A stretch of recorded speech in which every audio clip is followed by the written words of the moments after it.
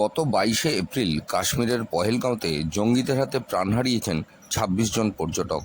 তারপর থেকেই বদলা নিতে ফুঁসছে ৮ থেকে ৮০ হিন্দু থেকে মুসলিম সমস্ত ভারতীয়রা। তাদের একটাই দাবি, অভিযুক্ত পাকিস্তানকে উপযুক্ত শাস্তি দিতে হবে। দেশবাসীর দাবির সাথে একমত ভারত সরকারও। ঘটনার পর প্রধানমন্ত্রী বলেছেন, এমন শিক্ষা দেওয়া হবে যা কল্পনার অতীত। কিন্তু এখনও পর্যন্ত কয়েকটি জঙ্গি ঘাঁটি ভাঙা ছাড়া আর উল্লেখযোগ্য কোনো পদক্ষেপ এখনও চোখে পড়েনি। ইতিমধ্যেই পাকিস্তানের সিন্ধু নদীর জল ও চন্দ্রভাগা নদীর জল ব্যবহার বন্ধ করা হয়েছে, কিন্তু তাতেও ভারতবাসী সন্তুষ্ট নয়। তারা চাইছে হাতে না হাতে কোনো প্রত্যাঘাত। প্রধানমন্ত্রী ও সেনাপ্রধানকে সম্পূর্ণ স্বাধীনতা দিয়েছেন এই বিষয়ে পদক্ষেপ গ্রহণ করার। সেই মতো সারা ভারত জুড়ে যুদ্ধের প্রস্তুতি শুরু হয়ে গেছে। আগামীকাল ৭ই মে সারা দেশে মক ড্রিল অর্থাৎ যুদ্ধের পরিস্থিতিতে কিভাবে নাগরিকরা সচেতন থাকবেন, সাইরেন বাজলে কি করতে হবে বা অন্যান্য কি করণীয়, সে বিষয়ে মহড়া অনুষ্ঠিত হবে বাংলার প্রায় ৩১টি জায়গায়। এই মহড়া অনুষ্ঠিত যখন হবে তখন কি করা হবে না করা হবে সে বিষয়ে এখনও বা কখন শুরু হবে সে বিষয়ে এখনও সম্পূর্ণভাবে কিছু জানানো হয়নি। হ্যাঁ, কিছু কিছু সরকারি বার্তা ইতিমধ্যে দেওয়া হয়েছে। তবে আজ থেকে ৬৫ বছর আগে এই পরিস্থিতি যারা স্বচক্ষে দেখেছেন, যুদ্ধের আবহাওয়া যারা নিজেরা উপলব্ধি করেছেন, এদিন তারা সেই স্মৃতি রোমন্থন করলেন। প্রাক্তন সরকারি কর্মী সত্যেন্দ্রনাথ দাস তার যুবক বয়সের সেই যুদ্ধের দিনের কথা মনে করছেন। পাশাপাশি এখনও সেই যুদ্ধের স্মৃতি তরতাজা মুদিখানা দোকানের মালিক বদ্রীনাথ দাসের। অন্যদিকে গৃহবধূ মল্লিকা সিংহ ভোলেননি সেদিনের সেই দিনগুলি। অন্যদিকে পেশায় পুরোহিত শ্যামল চক্রবর্তীর দাবি, যুদ্ধে হয়তো কিছু ক্ষতি হবে, তবে জোরালো একটা প্রত্যাঘাত হওয়া দরকার। কি বলছেন তারা, শুনব তাদের মুখ থেকেই। একটা উত্তেজনা চলছে, ভারত পাকিস্তান যে কোনো মুহূর্তে একটা যুদ্ধের পরিবেশ তৈরি, যুদ্ধ লেগে যেতে পারে এবং আগামীকাল সারা দেশে কিছু মহড়ারও কথা কেন্দ্রীয় সরকার বলেছেন। তো এই পরিস্থিতিতে আপনার পুরনো যে যুদ্ধ আপনারা দেখেছেন, সেই কি মনে পড়ছে? তখনকার রাস্তাঘাট বাজার বা এইরকম ব্ল্যাকআউট এরকম হয়েছিল কিছু? এরকম ব্ল্যাকআউট আমার মনে পড়ছে। সন্ধ্যাবেলা হলে করে সব বন্ধ করা হয়েছে। হ্যাঁ, বেরোতলা বেরোতলা রাস্তাঘাট মানে সন্ধ্যার পরই নিস্তব্ধ হয়ে গেছে, মানে বাইরে বেরোনোর ক্ষেত্রে নিষেধাজ্ঞা ছিল। হ্যাঁ, আর দোকান জমা থাকতো, বাজার করার মানে আগে থেকে করে রাখতো। হ্যাঁ, কিছু মনে পড়ছে। আপনি তখন যুবক তখন ছাড়া অ্যাক্টিভ ছিলাম না। তো তখন আপনাদের ভূমিকা কি ছিল মনে পড়ে, যে যুদ্ধের সময় আপনারা? আমি বাইরে সব থাকতে নিশ্চিতভাবে থাকতাম। আচ্ছা, গাড়ি ঘোড়া চলে বন্ধ থাকতো? গাড়ি ঘোড়া বন্ধ থাকতো সব। মানে আমরা বছর পাঁচেক আগে সব বন্ধ থাকতো। বছর পাঁচেক আগে যে করোনা পরিস্থিতি দেখো সেই রকম। হ্যাঁ, করোনা যারা হয়েছিল ওই রকম টাইপই যুদ্ধ। তো কি মনে হচ্ছে যুদ্ধ হবে? যুদ্ধটা না হয় প্রয়োজন মনে করি, কারণ আমাদের দেশের যে অবস্থা, অর্থনৈতিক অবস্থা আরও খারাপের দিকে চলে যাবে, আরও খারাপের দিকে চলে যাবে। কিন্তু এই যে পাকিস্তানের এই একটা, তাকেও তো শিক্ষা দেওয়া নিশ্চয়ই প্রয়োজন। সেটা কীভাবে করা যায় সেটা আমাদের তো যুদ্ধ বাদ দিয়ে অন্য কোনোভাবে, যেভাবে জল বন্ধ করে দেওয়া হয়েছে বা এই ধরনের কথা, নানা রকম পদ্ধতি আছে। তো সেটা আমাদের কেন্দ্রীয় সরকার বিচার করে দেখবেন কী করে।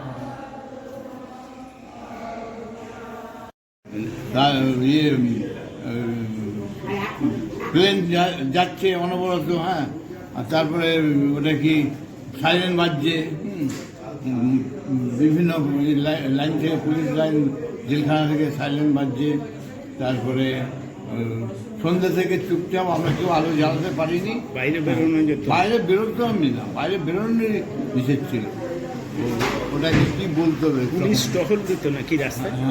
হ্যাঁ পুলিশ বেরোতো এবং কোনো গাড়ির আলো জ্বালাতো না। দোকান টোকান এমনকি বন্ধ? টর্চ, হ্যাঁ দোকান বন্ধ থাকতে তো পারি, টর্চ জ্বালাতে পারতাম না। তাহলে মানে মানুষ খাওয়া দাওয়ার জিনিসপত্র কি হবে? দিনের বেলা, সব দিনের বেলা। দিনের বেলা কি অল্প কিছু সময় খোলা থাকতো নাকি না, দোকান? দিনের বেলা পুরোই দোকান খোলা থাকতো, আমার নিজের দোকান খোলা থাকতো, রেশন খোলা থাকতো, কোনো অসুবিধা ছিল না। কিন্তু রাতের বেলায় ওই অ্যাকশনটা বলতে ওই যেখানে যেখানে আলো জ্বলতে তখন বম্বিং হতো। এই কারণেই আপনি তো এর আগে যুদ্ধ দেখেছেন, মানে যুদ্ধের পরিস্থিতি, রাস্তাঘাট পরিবেশ কিরম ছিল আপনার স্মৃতিতে কি ধরা পড়ছে? আমি যদিও যখন যুদ্ধটা লাগে আমি খুব একটা বেশি বড় ছিলাম না, ছোট ছিলাম, কিন্তু যুদ্ধ মানেই একটা ভয়ানক অবস্থা।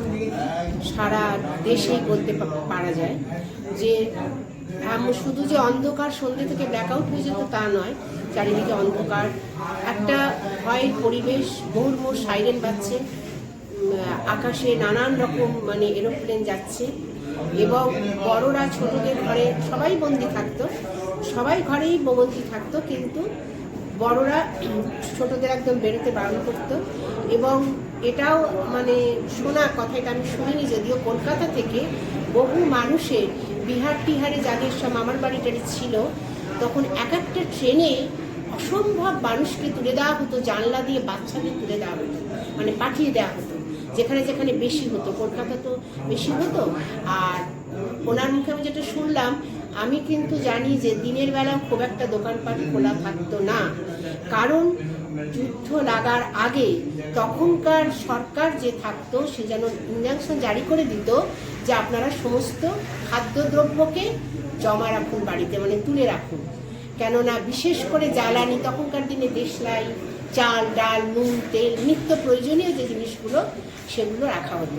সব থেকে বেশি ভয়ঙ্কর হতো মানুষ অসুস্থ হয়ে পড়লে, যদিও অ্যাম্বুলেন্সকে তার মধ্যে ছাড় দেওয়া হতো, কিন্তু সেটাও খুব ভয়ঙ্কর ছিল, কারণ অ্যাম্বুলেন্সের আলো দিয়ে এবং ওরা তো বাজিয়ে যেটা যেত, তার উপরও কিন্তু অনেক সময় যুদ্ধের, যেটা আমি বড়দের মুখে গল্প শুনেছি, তার মধ্যেও হতো। মানে সাংঘাতিক ভয়ঙ্কর এক পরিবেশ। যুদ্ধ মানে যারা আমরা ডাইরেক্ট চোখে দেখিনি, অকল্পনীয় অবস্থা। এবং মানে যুদ্ধটা থেমে গেলেও, যখন থেমে আসতো, জিনিসের দাম আগুন হয়ে যেত, অসম্ভব। বহু জিনিস বাজার থেকে তুলে নেওয়া হতো। এবং আফটার যুদ্ধ, অর্থাৎ যুদ্ধের পরবর্তী যে এটা, তখন যুদ্ধটা হয়তো তখন আর ওই কামান বোম্বিংয়ের মাধ্যমে হতো না, হতো অন্যভাবে, লুটপাট তরাজ এসবও চলতো। সুতরাং যুদ্ধ মানেই কিন্তু ভয়ঙ্কর ব্যাপার। তাহলে আপনি কি চাইছেন না যুদ্ধ হোক?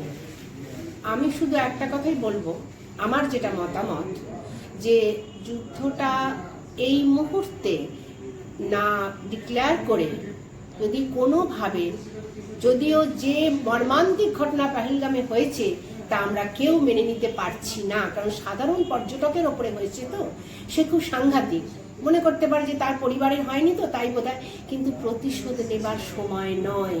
মানে কজন মানুষের জন্য যদি আমরা বিচার চাই, যদি যুদ্ধেতে আমরা নামি মনে করি, তবে কিন্তু বহু মানুষ তো মারা শুধু যাবে না, তছনছ হয়ে যায়। একটা যুদ্ধ মানে সেটা থেকে উঠতে গেলে কম করে 15 বছর লাগে সেটাকে আবার আগের অবস্থায় ফিরিয়ে আনার জন্য, কারণ শিক্ষা, সংস্কৃতি, স্বাস্থ্য সমস্ত ভেঙে চুরমার হয়ে যায়। যতটা সম্ভব মনে করি, যদিও তো আমি রাজনীতির লোক নই, আমি এটা বুঝবো না, তাদের বাড়ি বাড়ি মিটিং হচ্ছে, তারা সেটা ভালো বুঝবেন যে কতটা সাংঘাতিক হয়েছে, সেটা তো আমি বলতে পারবো না। তবু যদি কোনোভাবে এটা একটা মিউচুয়াল আন্ডারস্ট্যান্ডিংয়ের মাধ্যমে কি অন্যভাবে পাহাড়ে জঙ্গলে সেখানে কিছু আতঙ্কবাদীকে তোলা হোক, তাদের ডেরা এগুলো করা হোক, কিন্তু সবটা এই মুহূর্তে যুদ্ধ ঘোষণা মনে হয় যে খুব একটা বোধহয় ভালো হবে না। যদিও সরকাররাও সেটা ভাবছেন যে এগোতে গেলেও জ্বালা, পিছোতে গেলেও জ্বালা, এটা ঠিকই, অনেক জওয়ান তো চলে যাবেনই, তাদের পরিবারও ধ্বংস হয়ে যাবে এবং অনেক মানুষেরও খুব ক্ষতি হবে। যখন থেকে আমরা দূরদর্শনের পর্দায় দেখছি, আমরা কিন্তু সাধারণ মানুষ খুবই আতঙ্কিত, কেন সব তছনছ হয়ে যাবে। কিন্তু সরকার যেটা ভালো বুঝবেন আমার রাজ্য এবং আমার দেশের সেন্ট্রাল এবং স্টেট, আমি কারণের কথা বলছি না, তাঁরা নিজেরা আলোচনায় বসে তার মাধ্যমে যদি কিছু বার করতে পারে, তবে সেটা যদি তাঁরা করতে পারেন তো ভালো, না হলে তো পরবর্তী ধাপে সেটা। আপনার নামটা? আপনার নামটা? আমার নাম মল্লিকা সিনহা। পরিস্থিতি তৈরি হচ্ছে, কালকে সারা দেশে মহড়া শুরু হচ্ছে। এই পরিস্থিতিতে আপনার পূর্বতন যুদ্ধের কি স্মৃতি মনে আসছে? আমরা তখন খুবই ছোট, হ্যাঁ, তখন আমার বাবা মা বা ভাই বোনরা দেখতাম তখন মুহুর্মুহু হেলিকপ্টার, প্লেন, যুদ্ধের মানে সমস্ত সব কিছু এইগুলো হতো, আর সাইলেন্ট বাজতো, হ্যাঁ, আমরা ভয় পেয়ে ঘরে ঢুকে যেতাম। আর তখন রাস্তাঘাট মোটামুটি সব ফাঁকা হয়ে যেত, লোকরা ভয়ে আতঙ্কতে ঢুকে পড়তো। আর সব সময় প্রায় মানে কোনো সময় বাদ নেই, মানে মুহুর্মুহু শুধু প্লেন, যুদ্ধ জাহাজ সব চলছে, যুদ্ধের প্লেন, হেলিকপ্টার এই সব চলতো। তখন আমাদের একটা আলাদা রকম একটা ভয়ে আতঙ্কতে আমরা দিন কাটাতাম। আমার বাবা মা, আমরা তখন ছোট ছিলাম, অত বুঝতাম না, কিন্তু আমার বাবা মারা যথেষ্ট ভয়ে ভয়ে থাকতো। এবং ওই দেখলেই বলতো, এই সবাই চুলায় চুলায়, ঘরে চুলায়, বাইরে কেউ থাকবে না। তখন বাইরে থাকতো না, গরু ছাগল যারা চড়াতে যেত তারাও গাছের তলায় আশ্রয় নিত। সন্ধ্যেবেলায় কিরম অবস্থা? সন্ধ্যেবেলায় একদম থমথমে একদম কোনো কিছুই ব্যাপার নেই, মানে মনে হচ্ছে যেন ভূতের বাসা, অন্ধকার। এমনিতে আলো টালো কেউ জ্বালাতোই না, সেরকম পরিস্থিতি। তখন আমরা অনেকটাই ছোট, সেই ছোটবেলায় যেটুকু দেখেছি, যেটুকু মনে আছে সেইটুকুই বলছি। তাছাড়া একটা এই যুদ্ধের পরিস্থিতি, আপনি কি চাইছেন ভারতবাসী হিসেবে? যুদ্ধ হোক না যুদ্ধ হোক, যুদ্ধ না হোক, এটা যেটা হয়েছে, যেটা আমাদের মানে দেখলাম টেলিভিশনে, যেটা দেখলাম যে 26 জনকে এরকমভাবে আমরা হিন্দু হাঁ করে বসে থাকলে হবে না, তাদেরকে পাল্টা জবাব দেওয়া খুবই প্রয়োজন আছে। পাল্টা জবাব অবশ্যই দরকার, কিন্তু আমাদেরকেও সেইভাবে সতর্কভাবে থাকতে হবে। কিন্তু যুদ্ধ তাদেরকে সায়স্তা করতে হবে, নাহলে পরে বারবার হিন্দুরা এখানে ওখানে বেড়াতে যাবে, আর তারা মানে দেহটা ফিরবে, সে আর ফিরছে না। এই জিনিসটা ঠিক নয়, তাদেরকে উপযুক্ত জবাব দেওয়া খুব প্রয়োজন আছে। সৌমিত্র সিংহ রিপোর্ট, সংবাদ 24। সংবাদ 24 দিয়ে জানানো হচ্ছে, আতঙ্কিত নয়, সতর্ক থাকুন। সংবাদ 24 দিয়ে জানানো হচ্ছে, আতঙ্কিত নয়, সতর্ক থাকুন। হুগলির দেবানন্দপুর অমর কথাশিল্পী শরৎচন্দ্র চট্টোপাধ্যায়ের জন্মভিটে হিসেবেই পরিচিত। এবছর অমর কথাশিল্পী শরৎচন্দ্র চট্টোপাধ্যায়ের জন্ম সার্ধ শতবর্ষ। তবুও আজও অবহেলায় রয়ে গেছে এই গ্রাম। আজও অবহেলিত শরৎচন্দ্র চট্টোপাধ্যায়ের জন্ম ভিটে থেকে আরম্ভ করে তার স্মৃতি বিজড়িত সমস্ত কিছু। সরকারি অনুদান আসেনি এমন কথাও কেউ বলছেন না, কিন্তু সরকারি অনুদান এলেও কোনো যে কাজ হয়েছে সে কথাও বলছেন না গ্রামবাসীরা, কারণ তার কোনো প্রমাণ মেলেনি, কোনো নিদর্শন চোখে পড়ছে না, সর্বত্রই অবহেলার ছাপ। গ্রামবাসীরা বলছেন স্মৃতিরক্ষার কাজ এতটুকু হয়নি। এখনও দেবানন্দপুরে শরৎচন্দ্রের পৈতৃক ভিটা, প্যারি পণ্ডিতের পাঠশালা, স্মৃতিমন্দির চত্বর আগাছা বনজঙ্গলে ভর্তি।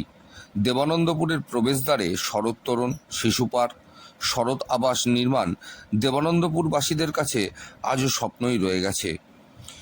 এমনকি কথাসাহিত্যিককে সম্মান জানিয়ে তারই নামাঙ্কিত গ্রামীণ পাঠাগারটি আজও পর্যন্ত শহর গ্রন্থাগারের সম্মানটুকুও পায়নি। নেই শরৎ সংগ্রহালয়ে কোনো কেয়ারটেকার। ছুটির দিনগুলোতে শরৎ সংগ্রহালয় দেখার ব্যবস্থা না থাকায় ফিরে যেতে হয় বহু পর্যটককে। অথচ শরৎচন্দ্রের শেষ জীবন কেটেছিল হাওড়ার শান্তাবেরে, যা আজ বিশেষ একটা জায়গা করে নিয়েছে। বছরের পর বছর জন্মদিনের দিন শরৎ অনুষ্ঠান এই দেবানন্দপুরে সকলকে বলতে শোনা যায়, শরৎচন্দ্র আমাদের লোক, তিনি যা কিছু লিখে গেছেন তাও আমাদের জন্যই। আমরা শুনি গ্রামবাসীদের থেকে তারা কি বলছেন, আর দেখে নিই এই মুহূর্তে শরৎচন্দ্র পৈতৃক ভিটে কি অবস্থায় রয়েছে। এখন আমরা একটু ভাবি, সময় থাকতে থাকতে যদিও আর বেশি দেরি নেই তার জন্ম সার্ধ শতবর্ষের উদযাপনের, কিন্তু এখনও সেই অবহেলা নিয়ে কি ভাবছেন সেটাই দেখার। কোনো সমাধান হয় আমাদের এখানে প্রথম হচ্ছে যে আমরা শরৎচন্দ্র বিজড়িত কিছু জিনিস স্মৃতি যেটা আছে ওনার জন্মস্থান এই দেবানন্দপুর গ্রাম, সেইখানে এখন আমাদের দীর্ঘ 15-20 বছরের গ্রামবাসীদের আবদার বা আবেদন ছিল, মাননীয় যিনি মুখ্যমন্ত্রী হোক বা প্রশাসনে যিনি থাকুক সবাইকে অনুরোধ করা হয়েছিল যে একটা কেয়ারটেকার দেওয়ার জন্য, যে কেয়ারটেকারটা হলে আর কিছু না হোক আমাদের দূর দূরান্ত থেকে আমাদের প্রচুর দিল্লি বোম্বে অনেক দূর বাংলাদেশ থেকেও ট্যুরিস্ট আসে, সামার ভ্যাকেশনে স্কুলের ছুটিতে আসে স্কুল ভিজিট করতে, তা দেখাবার মতো লোক নেই বা কাউকে গাইড দেবো যে শরৎচন্দ্র জনভিটাটা এইটা, পৈতৃক ভিটা এইটা, বা মিউজিয়াম এইটা, বা বিশালক্ষী মন্দির এইখানে, বা সরস্বতী নদীর এখানে পাঠশালা, পেয়ারি পণ্ডিতের পাঠশালা, বা আমাদের রায়গুণাকরের যে জায়গাটা আছে এখানে শরৎচন্দ্র বিজড়িত জায়গার মধ্যে, সেই জায়গাটুকু আমাদের দেখতে বা বলার মতো কেউ নেই গাইড দেওয়া আমাদের। আমি আমার এই বয়স অনুযায়ী দীর্ঘ 20 বছর ধরেও এটা পাচ্ছি না গো সরকার কাছে আবেদন করে।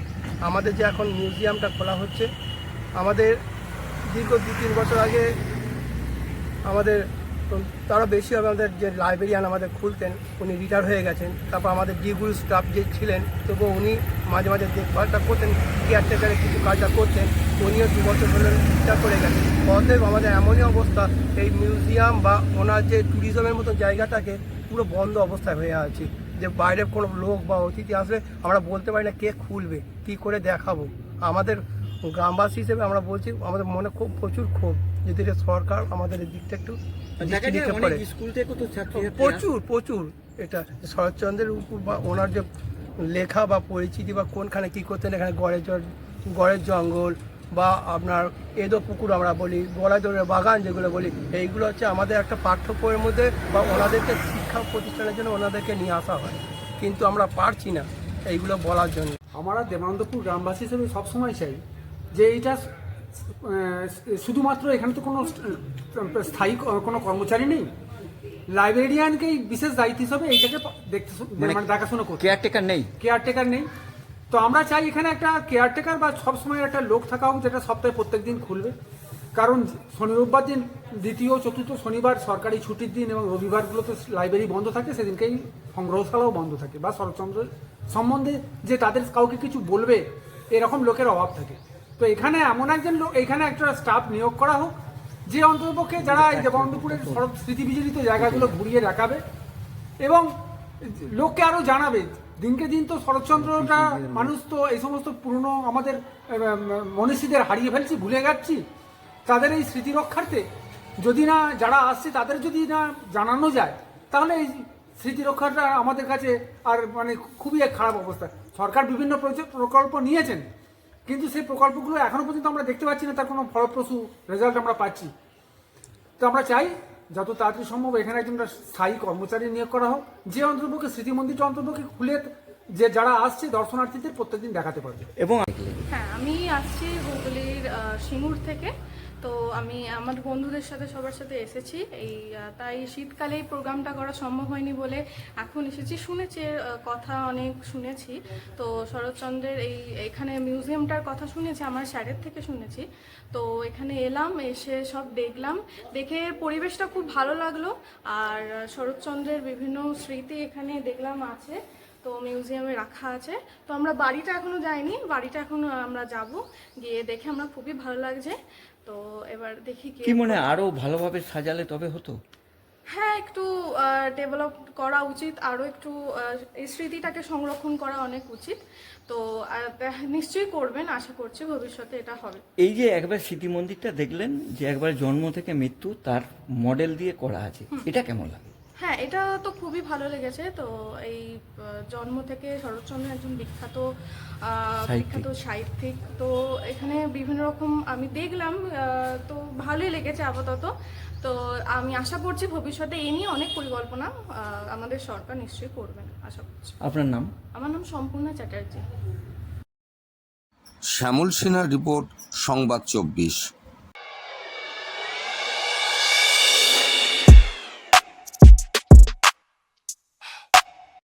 বিভিন্ন উৎসব অনুষ্ঠানে অপ্রীতিকর ঘটনা এড়াতে গোঘাট থানার পক্ষ থেকে গোঘাট থানা এলাকার বিভিন্ন মন্দির কমিটিগুলোকে নিয়ে এক আলোচনা সভার আয়োজন করা হয়। সেখানে মূলত মন্দিরগুলিতে অ্যালার্ম বেল এবং সিসিটিভি ক্যামেরা লাগানোর প্রস্তাব দেওয়া হয়। এদিনের আলোচনা সভায় উপস্থিত ছিলেন আরামবাগের এসডিপিও সুপ্রভাত চক্রবর্তী সহ অন্যান্য পুলিশ আধিকারিকরা। পরে কি বলছেন সুপ্রভাত বাবু আমরা শুনে নেব। অনেক দিন ধরে চিন্তা ভাবনার একটা মানে একটা ফল যাকে বলে, এটা আমরা ইনাদের সাথে আলোচনা করলাম। এটা একটা গঠনমূলক আলোচনা হলো। যত মন্দির কমিটি ছিল তাদের প্রতিনিধিরা ছিল এবং তাদের বিভিন্ন যে চিন্তা ভাবনাগুলো, যে তারা এটা রক্ষণাবেক্ষণের ক্ষেত্রে কী কী পদক্ষেপ নিচ্ছেন সেটা আমরা শুনলাম। এবং আমাদের যেগুলো আমাদের এই ক্রাইম প্রিভেনশনের ক্ষেত্রে যে অভিজ্ঞতাটা হয়েছে আমাদের, সেই অভিজ্ঞতা থেকে আমরা কিছু ওনাদেরকে বললাম যে এগুলো করলে একটু ভালো হয়। কি লাগাতে বললেন? উপদেশ তো অনেক। অ্যালার্ম ক্লকটা, একটা অ্যালার্ম লক বলে একটা জিনিস আছে, সেটার মাধ্যমে কেউ যদি ব্রিজ করতে চায় সেটাতে একটা অ্যালার্ম বেজে উঠবে, যেটাতে কিনা আশপাশের যারা মানুষজন আছে তারা সাবধান হয়ে যাবে। এবং তার সাথে সাথে সিসিটিভি তো একটা এই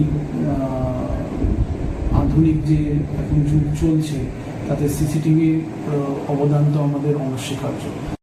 এটা এই উদ্যোগটা যেটা নেওয়া হলো থানার থেকে, এটা খুব সুন্দর ব্যাপার। তার কারণ হচ্ছে আমরা গ্রামে বাস করি, গ্রামে কখন কি ঘটে যেতে পারে সেটা আমরা মানে এনাদের সহযোগিতায় আমরা সেটাকে উদ্ধার করার চেষ্টা করব, এইটুকু বলতে পারি। যার জন্য এনারা যে আলোচনাটা করলেন আমরা স্বতঃস্ফূর্তভাবে সেই আলোচনাটা ওনাদের সঙ্গে আমরা একমত হই। বিশ্বের তাপমাত্রা যত বাড়ছে ভূগর্ভস্থ জলস্তর ততই নেমে যাচ্ছে, তাই অযথা জল অপচয় করবেন না। এলাকাবাসীকে এমনই বার্তা দিলেন চাঁদনী পৌরসভার পৌরপ্রধান সুরেশ মিশ্র। কি বলছেন তিনি আমরা শুনে নেব। সুরেশবাবুর দাবি, সাধারণ মানুষকে সচেতন হতে হবে, অযথা জলের অপচয় বন্ধ করতে হবে, নইলে আগামী দিন জলকষ্ট দেখা দেবে। কি বলছেন তিনি আমরা শুনে নেব। আমাদের কিছু বলার নেই, আর আমরা কিছু মানুষকে অনুরোধ করবো যে বিনা কারণে আপনারা জলের অপচয় করবেন। কারণ বিভিন্ন জায়গায় দেখেছি আমরা জল খুলে রেখে দেয়, জল পড়ে যাচ্ছে, আজকে তার জন্য আজকে আমাদের ফেস করতে হচ্ছে। আমি সবাইকে অনুরোধ করবো যাতে আপনারা জল মিসইউজ করবেন না। আমরা চাঁদনী পৌরসভার পক্ষ থেকে আমরা চেষ্টা করছি, কিছু জায়গাতে আমরা নতুন করে আমাদের পাম্প ভর্তি করা হচ্ছে যাতে মানুষের অসুবিধা না হয়। এছাড়া বাদবাকি মানুষের হাতে আছে, যে আপনি জল মিসইউজ করেন আপনার কিন্তু ভোগ করতে হবে। অনেকে রাস্তায় গাড়ি ধুচ্ছে, খাটাল ধুচ্ছে, এগুলো তো সাধারণ মানুষ যদি না বুঝে, এটা তো আমাদের বলে লক্ষ্য বোঝানো যাবে না, সাধারণ মানুষকে বুঝতে হবে। একটু মানে এই বিশেষ করে গ্রীষ্ম গরমকালে আমাদের একটু সাবধানে থাকতে হবে। আমাদের জল যত কম আমরা ইউজ করি এখন মোটামুটি মানে মিশি ভালো হবে। আপনি নিশ্চয়ই জল খাওয়ার জন্য রান্নার কোনো অসুবিধা নেই, কিন্তু বিনা কারণে জল ধরে রেখে গিয়েছেন, ফল করে রেখে গিয়েছেন, জল পড়ে যাচ্ছে, এগুলো কিন্তু বন্ধ করতে হবে সবাই। 3.5 দশক পরে আবার চন্দননগর স্টেডিয়াম তৈরির কাজ শুরু হচ্ছে। 1991 সালে তৎকালীন হুগলির সাংসদ রূপচাঁদ পালের সাংসদ তহবিল কোটায় এই স্টেডিয়ামের কাজ শুরু হয়েছিল। 1991 সালের 14ই অক্টোবর তৎকালীন রাজ্যের ক্রীড়ামন্ত্রী সুভাষ চক্রবর্তী এই স্টেডিয়ামের দ্বারোদ্ঘাটন করেন। কিছুটা তৈরি হলেও তারপরে বিভিন্ন কারণে বন্ধ হয়ে যায় এই স্টেডিয়ামের বাদবাকি কাজ। বর্তমানে কিছুটা অবহেলাতেই পড়ে আছে এই স্টেডিয়াম। অবশেষে হুগলির সাংসদ রচনা বন্দ্যোপাধ্যায়ের সাংসদ তহবিল থেকে আবার নতুন করে শুরু হচ্ছে এই স্টেডিয়ামের কাজ। এই স্টেডিয়ামে বর্তমান খরচা প্রায় 1,30 লক্ষ টাকা, যার মধ্যে সাংসদ তহবিল থেকে প্রায় 80 লক্ষ টাকা পাওয়া যাচ্ছে। বাদবাকি টাকা চন্দননগরের বিধায়ক ইন্দ্রনীল সেনের তহবিল থেকে এবং রাজ্যের ক্রীড়া দপ্তরের তহবিল থেকে নেওয়া হবে বলেও জানা গেছে। এ বিষয়ে কি বলছেন চন্দননগরের মেয়র রাম চক্রবর্তী, কী বা বলছেন স্থানীয় পৌর প্রতিনিধি পাপিয়া সিংহ রায় আমরা শুনব। পাশাপাশি স্থানীয় বাসিন্দারা কি বলছেন তাও আমরা শুনে নেব।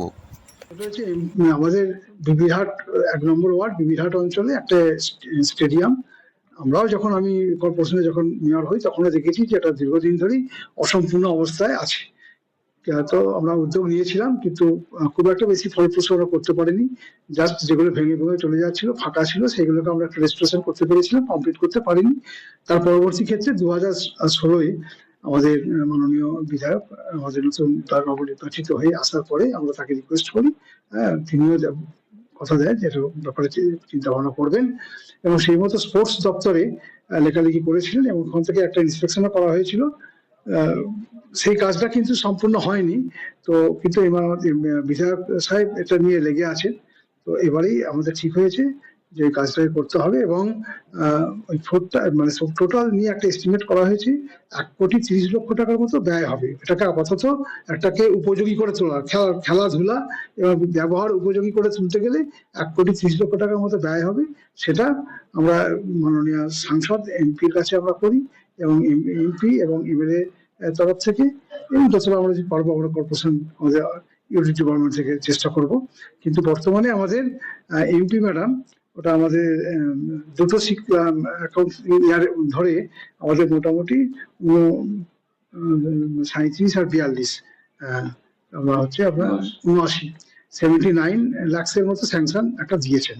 হ্যাঁ, এবং তারপরে ক্ষেত্রে আমরা তারপরে ওইটাকে দিয়ে, এবং আমরা যদি আমাদের মাননীয় বিধায়কও কিছু তার ফান্ড থেকে দেবেন, বিধায়ক কোটা থেকে, সেটা দিয়ে আমরা এই কাজটা আপাতত করতে পারবো, এবং এই স্টেডিয়ামটাকে অন্তত মানুষের কাছে ব্যবহারযোগ্য সমস্ত খেলাধুলার উপযোগী করে আপাতত তুলতে পারবো বলে আমাদের বিশ্বাস। সেই কাজটাই আমরা খুব শীঘ্রই শুরু করব। এটা একটা খুব আনন্দের খবর, কারণ দীর্ঘদিন ধরে পড়েছিল এবং ওটা খুব মানে অনেক প্লাস্টারগুলো ছোটো ছোটো পড়ছিল, একটা বিপজ্জনক অবস্থায় ছিল। সেটা আমি বিধায়ক মহাশয়কে জানাই, সাংসদকেও জানাই। তো ওনারা বলেছেন যে ঠিক আছে, আমরা আমাদের ফান্ড থেকে আমরা চেষ্টা করছি। তো ওনারা ওটাকে চেষ্টা করছেন করার জন্য, এটা দ্রুততার সাথেই করা হবে। হ্যাঁ, উনি করছেন, নিশ্চয়ই উনি তো চেষ্টা করবেন, যেহেতু আমরা বলেছি উনি ওনার ফান্ড থেকে চেষ্টা করছেন। হলে তো খুবই ভালো হয়, কারণ আমরা আমাদের বাড়ির কাছাকাছি এটা, এবার আমরা সেখানে খেলতে পারি, ভালো করে খেলতে পারবো। কারণ আমাদের নালে খেলতে গেলে অনেক দূর দূর যেতে, এমন হয়তো বানকুণ্ডু মাঠে যেতে হচ্ছে, পাড়ার কোনো মাঠ ফাঁকা পাচ্ছি না এরকম। এবার সেটা এখানে হলে, এরও মধ্যে আমরা এখনও কমপ্লিট নেই, পুরো ভেঙে ভেঙে পড়ছে, ভয় লাগছে। কোনো সময় খেলতেও গেছি ওখানে, তো কোনো সময় কিছু চাই খুলে পড়ছে, অনেক সময় ঢুকতে দেয় না, বলে এই করতে হবে না, ঢুকিস না, কিছু ভেঙে পড়বে। সেই জন্য আমাদেরকে বলেছি, আর আমরা খেলতে ঢুকি। এবার মাঠ না পেলে কী করবো, খেলার সাথে যেহেতু আমরা যুক্ত, তাই আমাদের তো ইচ্ছা হয় পাড়া ঘরে একটা মাঠ থাকলে খেলবো, একটা স্টেডিয়াম হলে তারও ভালোই হয়, খেলা দেখতে যেতে পারবো ভালো কোনো খেলা হলে। সেই জন্য আমরা এটা তাড়াতাড়ি হলে খুবই ভালো হয়। চণ্ডীতলা থানার পুলিশ রাজু নাথ এবং গোবিন্দ অধিকারী নামে দুজনকে গ্রেপ্তার করার পাশাপাশি তাদের থেকে অবৈধ 450 কেজি আতশবাজি উদ্ধার করল।